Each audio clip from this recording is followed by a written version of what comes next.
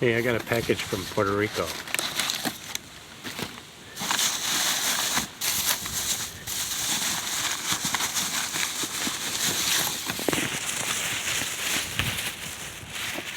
And here's what it is. It's a coconut. I've tried this before.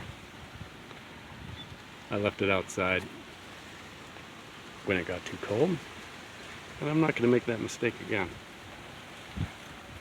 So, coconut attempt number 2.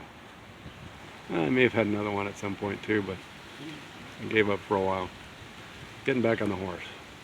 It's nice looking. It's got a good sprout. Needs to go into a pot as soon as possible.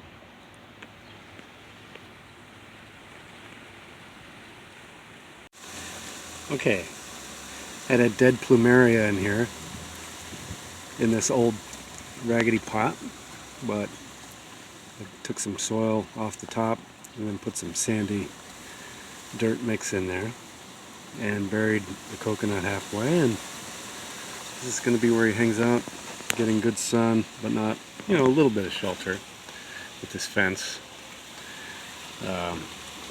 See how it does here, and then maybe move it later. Ultimately, I'll be moving it fairly often if it survives, so